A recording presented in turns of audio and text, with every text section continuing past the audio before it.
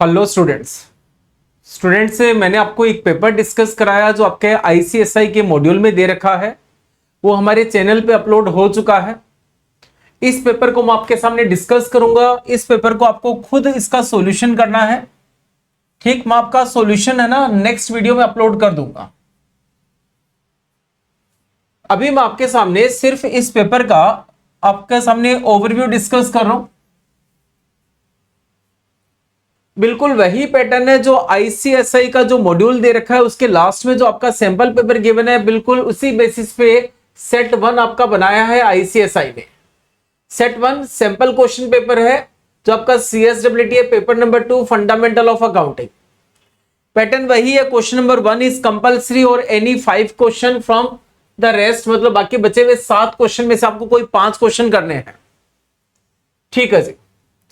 Trial balance आपको दे रखा है। सबसे पहला क्वेश्चन 20 मार्क्स का क्वेश्चन है, आपका फाइनल अकाउंट का क्वेश्चन है। डिस्कस कर लेते हैं। सबसे पहला एडजस्टमेंट जो है वो क्लोजिंग स्टॉक का है।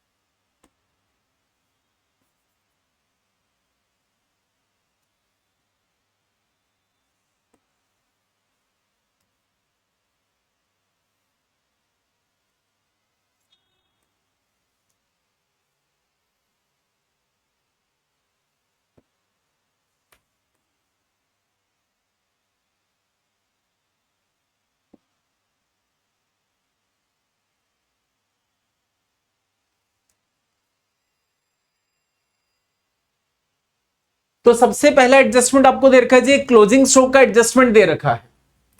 Salaries has been paid for 11 months. आगे दे रखा है प्रीपेड इंश्योरेंस का एडजस्टमेंट है। Commission earn but not received, accrued commission का आपको एडजस्टमेंट गिवन है। Provision for bad debts create करना है 3% on debtor. Manager is to be allowed a commission of 10% of net profit after charging such commission. Furniture पे depreciation लगाना और 1/4 of advertising expenses is to be write off. तो closing stock आप लिख देंगे। Adjustment का पॉइंट आप लिखेंगे जी, एक तो बैलेंस शीट में लिखेंगे और एक ट्रेडिंग अकाउंट में लिखेंगे, और इसमें कोई भी एडजस्टमेंट नहीं है, बस ये अमाउंट बैलेंस शीट में जाएगा और क्या करेंगे जी, ट्रेडिंग अकाउंट की क्रेडिट साइड जाएगा। बैलेंस शीट में असेट साइड लिखना है।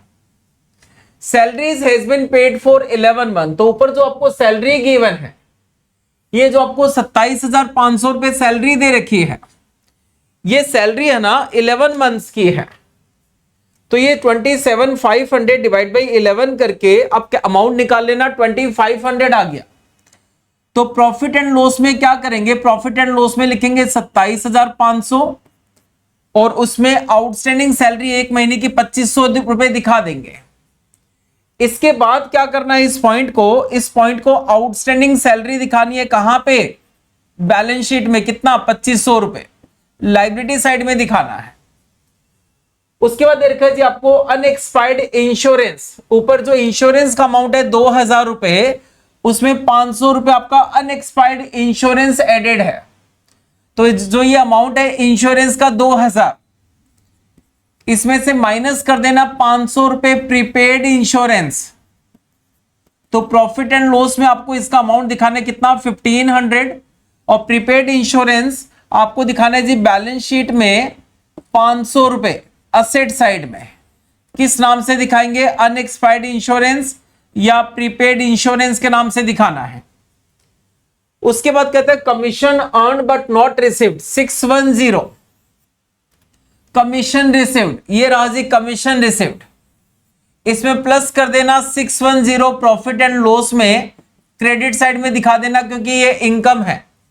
और बैलेंस शीट में कहां दिखाएंगे, बैलेंस शीट में दिखाएंगे अक्रूड कमीशन के नाम से। ठीक, कहां पे, असेट साइड में दिखा देना। डेटर्स पे 3% का provision for doubtful debts create करना है। तो जो आपका डेटर्स का अमाउंट है जो आपका डेटर्स का अमाउंट है, देखो डेटर्स का अमाउंट देखो, सन्ट्री डेटर्स ये रहे 2 लाख रुपीज, इसमें 3% 6,000 माइनस कर देना, ठीक है जी, और बैलेंस शीट में दिखा देना 1,94,000, और कोई एडजस्टमेंट नहीं है। बैड डेट्स का ट्रीटमेंट क्या करेंगे, ये जो बैड डेट्स है 8,000 प्लस करेंगे इसमें न्यू प्रोविजन जो अभी अभी 6,000 क्रिएट किया, और माइनस कर देना ओल्ड प्रोविजन 4,500, तो जो आपका अमाउंट आएगा वो आप दिखा देना प्रॉफिट एंड लॉस की डेबिट साइड में। उसके बाद मैनेजर को कमीशन देना है 10% of net profit after charging such commission. जब आपका ट्रेडिंग बन जाए, जब आपका प्रॉफिट एंड लॉस अकाउंट बन जाए, तो प्रॉफिट एंड लॉस में जो आपका नेट प्रॉफिट निकल के आए, ठीक, तो जो भी नेट प्रॉफिट आए सब कुछ करने के बाद, तो नेट प्रॉफिट इंटू 10/110 करना, तो ये जो अमाउंट आएगा ये मैनेजर का कमीशन आ जाएगा। ये मैनेजर कमीशन एडजस्टमेंट का पॉइंट है, तो इसको प्रॉफिट एंड लॉस की डेबिट साइड भी लिखना है, और साथ साथ इसको बैलेंस शीट की लायबिलिटी साइड भी दिखाना है। मैं आज आपसे ये पेपर सिर्फ डिस्कस कर रहा हूं, नेक्स्ट क्लास में मैं आपको इसका सॉल्यूशन भी दिखाऊंगा, और साथ साथ जो सेट 2 है उसका सॉल्यूशन भी दिखाऊंगा। Furniture is depreciated at the rate 10% per annum. Furniture को डेप्रिशिएट करना है 10% से, फर्नीचर में से माइनस कर देना और प्रॉफिट एंड लॉस की डेबिट साइड दिखा देना। आगे कहता है 1/4 of advertising expenses is to be write off. ये जो आपको एडवर्टाइजिंग एक्सपेंसेस दिखाई दे रहे हैं 25,000 रुपए, इसमें से 6250 राइट ऑफ का मतलब प्रॉफिट एंड लॉस में दिखाना है, ठीक, इसका 1/4, और बाकी जो बच गया 25,000 में से 6250 माइनस करने के बाद बाकी जो भी बचा, बैलेंस बचा 25,000 माइनस 6250 18750, ये बैलेंस शीट में दिखाना है असेट साइड में। ये क्या है आपकी, ये आपकी फिक्टिशियस असेट्स है, ये आपकी फिक्टिशियस असेट्स है। ये सारे एडजस्टमेंट करने के बाद कैपिटल साइड में आएगा, ड्रॉइंग्स कैपिटल में से माइनस हो जाएगा, ओपनिंग स्टॉक ट्रेडिंग अकाउंट में आएगा, परचेज आ जाएगा ट्रेडिंग में, सेल्स आ जाएगा ट्रेडिंग में, फर्नीचर असेट साइड में आएगा, डेटर्स मैंने आपको बता ही दिया, फ्रेट आएगा आपका ट्रेडिंग अकाउंट में, ठीक है जी, फ्रेट आपका ट्रेडिंग अकाउंट में आएगा, trade expenses profit and loss में, सैलरीज प्रॉफिट एंड लॉस में, rent advertising expenses insurance commission income side में आएगा, डिस्काउंट डेबिट है तो डेबिट में, क्रेडिट है तो क्रेडिट में आएगा। इसके बाद प्रोविजन में आपको बता चुका हूं, कैश बैंक गुडविल असेट में आएगा। तो इस टाइप से अगर आप क्वेश्चन करते हैं तो आपका trading account, profit and loss account और बैलेंस शीट तीनों का आंसर मिलेगा। नेक्स्ट क्लास में मैं आपको इसका सॉल्यूशन भी दिखाऊंगा, ठीक, सॉल्यूशन एकदम सोल्ड दिखाऊंगा। उसके बाद क्वेश्चन कहता है 31 मार्च 2026 the following was balance sheet of XYZ who were equal partner. ठीक है, ये आपको बैलेंस शीट दे रखी है, पार्टनरशिप का क्वेश्चन है। ऑन दिस डेट, किस डेट पे, 31 मार्च 26 को X decided to retire due to ill health and following adjustment were agreed upon by the partner. Investment appreciated by 7,500। तो क्या करना, ये जो पॉइंट दे रखे इसके बेसिस पे आपको एक रिवैल्यूएशन अकाउंट बनाना है, इन्वेस्टमेंट को अप्रिशिएट करना है। तो आप सबको पता है इन्वेस्टमेंट इधर, असेट इधर लिखने से बढ़ते हैं। एंट्री होती है investment account debit to revaluation account. तो इन्वेस्टमेंट को अप्रिशिएट करना है, 25,000 की इन्वेस्टमेंट है, 7,500 से अप्रिशिएट करना है। प्रोविजन 5% क्रिएट करना है, इसका 5% होता है 5250, 1,05,000 का 5% होता है 5250। Provision for bad debts be brought up to 5% on debtors, 5250 होता है, जबकि इसने तो 1100 ही बना रखा है। तो 4150 से प्रोविजन को इंक्रीज करना है, लिखेंगे to provision. Furniture depreciated by 10%, furniture पे 10% का डेप्रिशिएशन लगाना है, 10% फर्नीचर कम करना है 8750। स्टॉक डेप्रिशिएटेड बाई 3600, स्टॉक भी डेप्रिशिएट करना है 3600। तो आपका लॉस आ जाएगा रिवैल्यूएशन पे, और लॉस, ठीक है जी, XYZ तीन पार्टनर है ना, हाँ जी, तीनों में इक्वल रेशियो में बांट देंगे। तो ये आ गया 4150 प्लस 8750 प्लस 3600 माइनस 7500, तो लॉस आ गया 9000 का। ये मैं एक्स वाई जेड में इक्वल बांट दूंगा 3000 3000 3000। उसके बाद X was paid the amount due to him by means of cheque. और अगर बैंक में बैलेंस कम है कोई बात नहीं, कहता है बैंक आपको ओवरड्राफ्ट अलाउ कर रहा है, ठीक, आपको pass journal entries to record the above mention transaction entry pass कर रही है and show the balance sheet बना के दिखानी आफ्टर एक्स रिटायरमेंट। ठीक है जी, ज्यादा चेंजेस नहीं है इस क्वेश्चन में। इस क्वेश्चन को ट्राई करके देखना, नेक्स्ट क्लास में मैं आपको इसका सॉल्यूशन भी दिखाऊंगा। X Limited was registered with an authorized capital of ₹5 lakh divided into 50,000 equity share of 10 each, जिसमें से 25,000 शेयर पब्लिक में ऑफर किए। Issue was fully subscribe, pass the journal entries. बड़ा आसान सा क्वेश्चन है। पहली एंट्री हो जाएगी bank account debit to equity share. Equity share कहीं लिखा है नाम? यस, तो bank account debit to equity share application account 25,000 into 3। दूसरी entry equity share application account debit to equity share capital account 25,000 into 3। Next entry हम allotment due करेंगे, share equity share allotment account debit to equity share capital account 25,000 into 2 50,000 से, और allotment को receive कर लेंगे bank to equity share allotment account. उसके बाद equity share first call account debit to equity share capital account. अगली entry करेंगे bank account debit to equity share first call account. ठीक है जी, अगली एंट्री करेंगे हम लोग equity share second in final call account debit to equity share capital account और bank account debit to equity share second in final call account. बड़ा simple सा क्वेश्चन है। उसके बाद अगला क्वेश्चन दे रखा है रिडम्पशन ऑफ प्रेफरेंस शेयर का। ठीक है जी,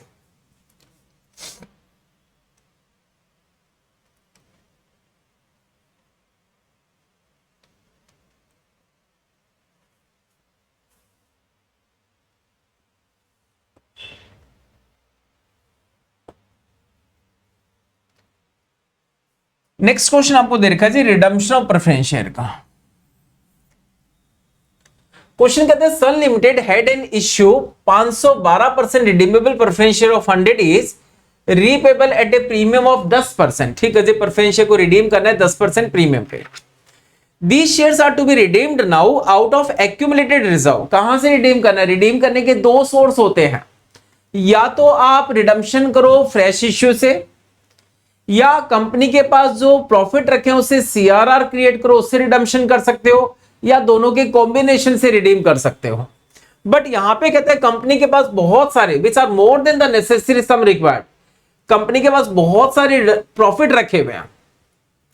show the necessary journal entries in the books of the company assuming that premium on redemption of shares has to be write off against security premium. ठीक है जी, तो सबसे पहले कहते हैं कंपनी के पास बहुत सारे एक्यूमुलेटेड प्रॉफिट रखे हुए हैं, तो मैं सीआरआर क्रिएट कर देता हूं बिफोर स्टार्टिंग ऑफ रिडम्पशन। ठीक, और कहते हैं कंपनी के पास 500 प्रेफरेंस शेयर है जिनको कंपनी रिडीम करेगी 10% प्रीमियम पे। तो पहली एंट्री मैंने की preference share capital account debit 12% preference share capital account debit कितना? 500 प्रेफरेंस शेयर है, और एक जो प्रेफरेंस शेयर है वो 100 का है, तो ये आ गया जी 50,000 premium on redemption account debit. 500 preference share redeem किए और एक प्रेफरेंस शेयर हमने 10% प्रीमियम पे रिडीम किया 5,000 to preference share holder account, to preference share holder account 55,000। Narration लिख देंगे being preference share due for redemption. Second entry आप CRR create कर लो। कंपनी के पास बहुत सारे सरप्लस रखे हैं, तो सरप्लस अकाउंट डेबिट, सरप्लस या accumulated profit account debit to CRR account capital redemption reserve account. कितना क्रिएट करना होता है? Nominal value of preference share redeem. तो प्रेफरेंस शेयर की नॉमिनल वैल्यू कितना है जी? 50,000। जितने के आपने प्रेफरेंस शेयर रिडीम किए उतना सीआरआर क्रिएट करना है, being CRR created for redemption of preference share. Next entry कहता है प्रीमियम ऑन रिडम्पशन को राइट ऑफ करना है, जिसके लिए आपके पास बहुत सारे सिक्योरिटी प्रीमियम रखा हुआ है। तो अगली एंट्री करो, securities premium account debit, securities premium account debit to premium on redemption account 5,000 and 5,000 being premium on redemption is write off। और लास्ट एंट्री करो प्रेफरेंस शेयर होल्डर को पेमेंट करने की, तो preference share holder account debit to bank account, to bank account कितना payment करना है जी? 55,000 का पेमेंट करना है। ठीक है, ये आपका क्वेश्चन हो गया प्रेफरेंस शेयर का। मैंने बीच में सॉल्यूशन करवा दिया क्योंकि ये क्वेश्चन लास्ट क्लास में नहीं था। चलो जी,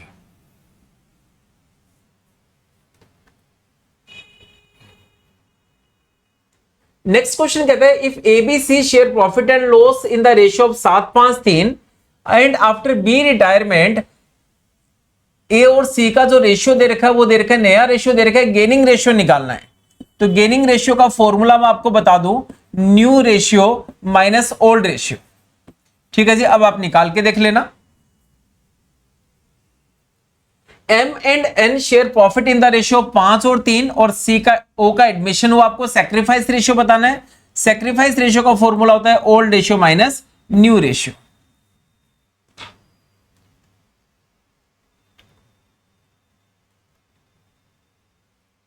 आगे कहता है following are the receipt and payment for the year ended. इससे आपको इनकम एंड एक्सपेंडिचर अकाउंट बना के दिखाना है। ठीक है जी, इस क्वेश्चन को भी मैं आपको करके दिखाऊंगा।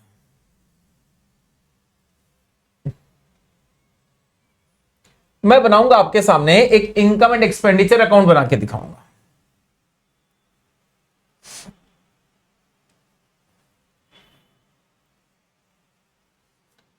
तो मैं आपके सामने सॉल्यूशन कर रहा हूं क्वेश्चन नंबर 4 का ए पार्ट, और ये बनाया मैंने इनकम एंड एक्सपेंडिचर अकाउंट।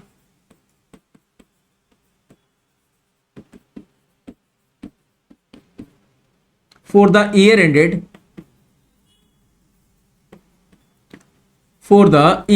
जो भी ईयर एंडेड है 31 मार्च 26।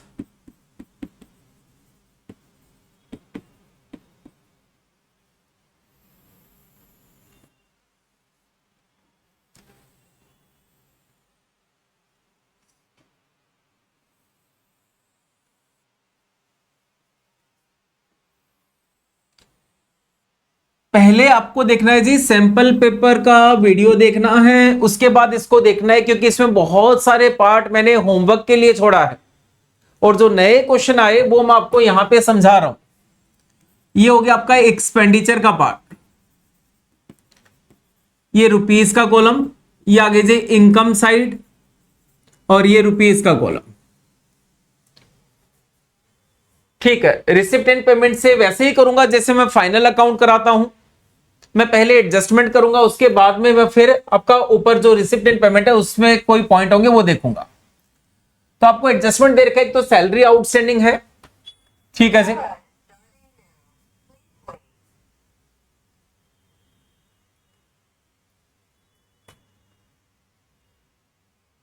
सैलरी आउटस्टैंडिंग का पॉइंट है, एंटरटेनमेंट एक्सपेंसेस आउटस्टैंडिंग है, बैंक इंटरेस्ट आपको रिसीवेबल दे रखा है, सब्सक्रिप्शन आउटस्टैंडिंग भी दे रखा है। इसमें 50% एंट्रेंस फीस को कैपिटलाइज करना है, 50% आपको इनकम में दिखानी है और डेप्रिसिएशन लगाना है फर्नीचर पे।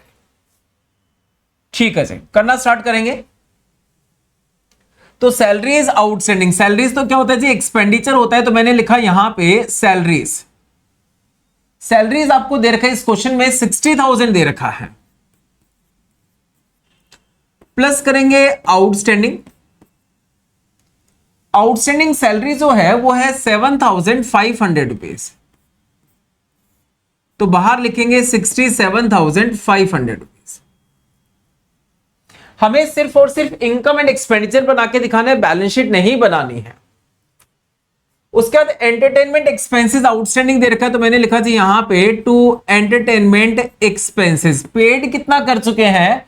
पेड कर चुके हैं 4500, प्लस क्या इसमें आउटस्टैंडिंग, आउटस्टैंडिंग का पार्ट है 2500, तो ये आ गया मेरा 7,000 का अमाउंट आ गया।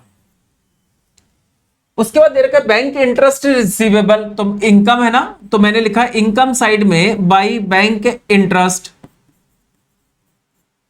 बैंक इंटरेस्ट आपने जो रिसीव किया वो रिसीव किया 7250 प्लस अभी भी रिसीवेबल कितना है, अभी और रिसीव करना है, अभी भी रिसीवेबल है 2250, तो ये आ गया जी 9500 का अमाउंट आ गया।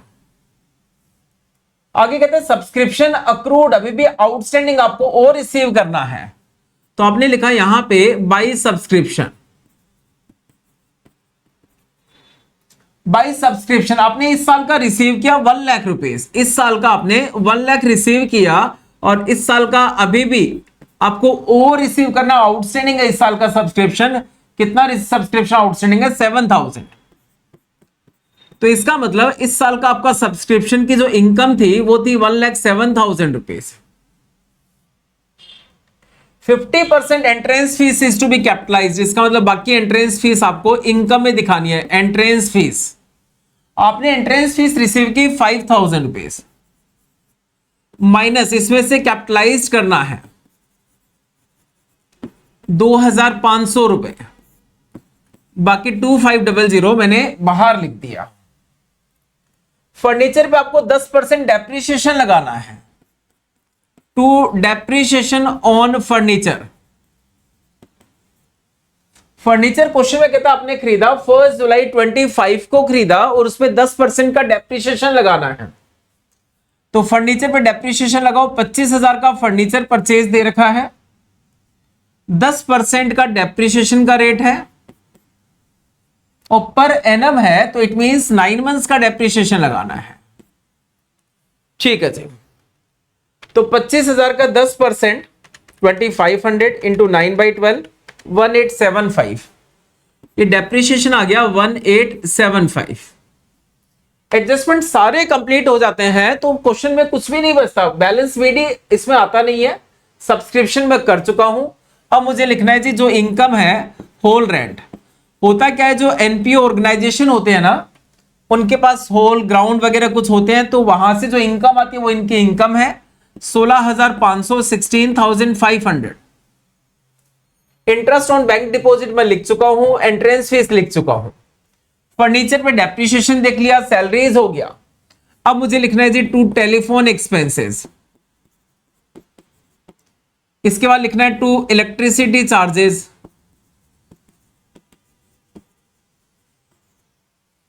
इसके बाद लिखना है टू पोस्टेज एंड स्टेशनरी। बिल्कुल प्रॉफिट एंड लॉस की तरह बनता है, कंफ्यूज मत होना। टू पोस्टेज एंड स्टेशनरी, तो टेलीफोन चार्जेस है 1500 रुपए,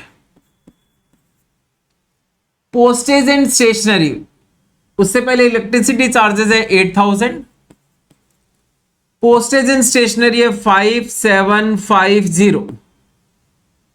एंटरटेनमेंट एक्सपेंसेस मैं कर चुका हूं। 8% गवर्नमेंट पेपर में इन्वेस्टमेंट किया तो इंटरेस्ट ऑन गवर्नमेंट पेपर। अब परसेंटेज दे रखा है तो मुझे इंटरेस्ट निकालना पड़ेगा। 40,000 का इन्वेस्टमेंट कर रखा है जिसपे 8% का इंटरेस्ट मिलेगा। 1 जुलाई को इन्वेस्टमेंट किया तो 9 मंथ्स का इंटरेस्ट मिलेगा। तो ये आ गया जी आपका 2400 रुपीज। कैसे? 40,000 का 8% किया और 1 जुलाई से लेकर 31 मार्च तक इंटू 9/12 तो 2400 बनता है। उसके बाद मैंने यहां पे लिखा टू मिसलेनियस एक्सपेंसेस, ये है आपके 8000। ठीक है जी। कैश और बैंक तो असेट्स होती है, आपको भी पता है, मुझे भी पता है। इनकम साइड ज्यादा दिखाई दे रही है, 1,07,000, 9,500, 2,500, 16,500 प्लस 2,400 तो 1,37,900। ठीक है जी। माइनस करूंगा इसमें से 67,500 माइनस क्या 7,000, 1,875 1500 रुपए, 8,000 5,750 और 8,000। 8,000 दो बार क्यों है? एक तो इलेक्ट्रिसिटी चार्जेस है और एक मिसलेनियस एक्सपेंसेस है।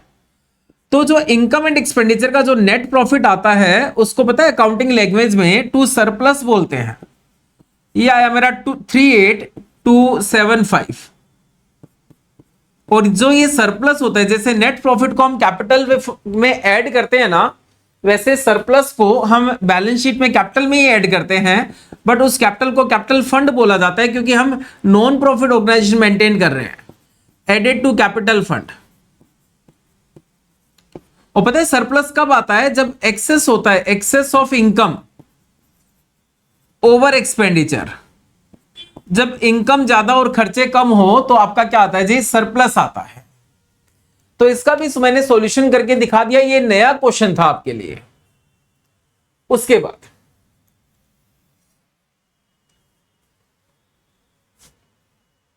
अब आ गया जी एक थ्योरी का क्वेश्चन आ गया, briefly explain the circumstances under which accounting policies can change. तो कहते हैं अकाउंटिंग पॉलिसी को आप चेंज कर सकते हो। मॉड्यूल में बड़ा अच्छा सॉल्यूशन दे रखा है। कहते हैं जब ऐसा कोई अकाउंटिंग स्टैंडर्ड आ गया हो, ऐसा कोई लॉ में चेंजेस आ गया हो, या बेटर प्रेजेंटेशन के लिए अगर आपको चेंज करना है तो आप चेंज कर सकते हो। मेजरमेंट की थ्योरी याद कर लेना।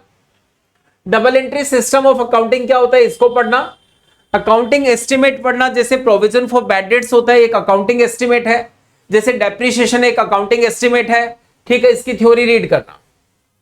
What is rectification of errors, ठीक है जी, इसकी थ्योरी याद कर लेना, कुछ एग्जांपल्स दे देना। आगे फिर से एक सब्सक्रिप्शन के बारे में पूछ लिया। मैं आपको एक सब्सक्रिप्शन अकाउंट बना के दिखा दूं इस क्वेश्चन में, ठीक है, तो आप सब्सक्रिप्शन अकाउंट बनाना भी सीख जाएंगे। क्वेश्चन नंबर 5, क्वेश्चन नंबर 5 में मैं आपको एक सब्सक्रिप्शन अकाउंट बना के दिखा रहा हूं। सब्सक्रिप्शन अकाउंट,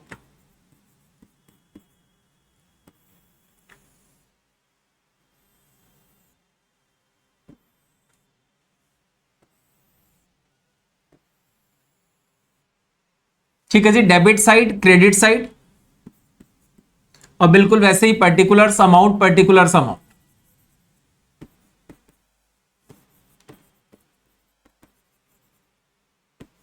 आपको इस पेपर को खुद सॉल्यूशन करना है। कुछ क्वेश्चन मैंने आपके सामने सॉल्यूशन कराए, तो यहां पे मैं फॉर्मेट लिख दूं पहले इसका। सबसे पहले लिखते हैं टू बैलेंस बीडी, और यहां पे लिखना होता है आउटस्टैंडिंग प्रीवियस ईयर, पिछले साल का कितना सब्सक्रिप्शन आउटस्टैंडिंग है। यहां पे अपने को लिखना होता है बाई बैलेंस बीडी, यहां पे अपने को लिखना होता है एडवांस प्रीवियस ईयर, पिछले साल एडवांस कितना रिसीव किया। अब आउटस्टैंडिंग प्रीवियस ईयर इधर है, तो आप लिखेंगे by balance CD outstanding current year, यहां लिखना है। To balance CD advance current year, यहां लिखना है। जितना भी सब्सक्रिप्शन रिसीव करते हैं उसके लिए लिखना होता है बाई रिसिप्टेंट पेमेंट अकाउंट। क्यों? क्योंकि अगर आप कैश में रिसीव करोगे तो आप एंट्री करते cash account debit to subscription account. आप एंट्री करते cash account debit to subscription account, तो उसकी पोस्टिंग करते by cash account. But NPO में कैश का नाम क्या है? Receipt and payment account. तो टोटल कितना रिसीव किया वो लिखना है। और यहां पे लिखते हैं to income and expenditure account, इस साल की इनकम कितनी है वो लिखनी होती है। ये फॉर्मेट है। अब क्वेश्चन कहता है a club is of 100 member और सब्सक्रिप्शन पर मेंबर इज 500 पर मंथ। एक क्लब में 100 मेंबर है और एक मेंबर का सब्सक्रिप्शन 500 रुपए पर मंथ है, तो पूरे साल का कितना हो गया? 6000 हो गया। तो 100 मेंबर का सब्सक्रिप्शन, इस साल की इनकम कितनी? 6 lakh rupees. Subscription of 8 member of whole year was not received and subscription from 5 member has been received in advance for 6 months of the next year। कहता है subscription of 8 member of whole year was not received. 8 ऐसे member थे जिन्होंने पूरे साल का subscription नहीं दिया, पूरे साल का सब्सक्रिप्शन नहीं दिया। तो 8 मेंबर और एक साल का सब्सक्रिप्शन, एक मेंबर का 6000, तो 8 मेंबर का कितना आउटस्टैंडिंग है जी? 48,000। And subscription from 5 member has been received in advance for 6 months। 6 महीने का एडवांस दे दिया और एक महीने का सब्सक्रिप्शन कितना? 500, तो ये आ गया आपका 15,000 रुपए। कैसे आया 15,000?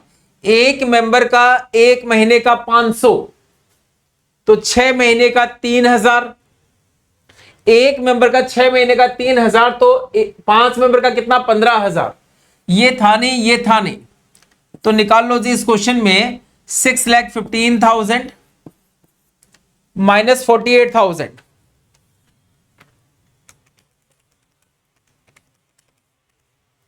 5,67,000। ठीक है जी, तो रिसिप्टेंट पेमेंट का अमाउंट बताना था, 5,67,000 आ जाएगा।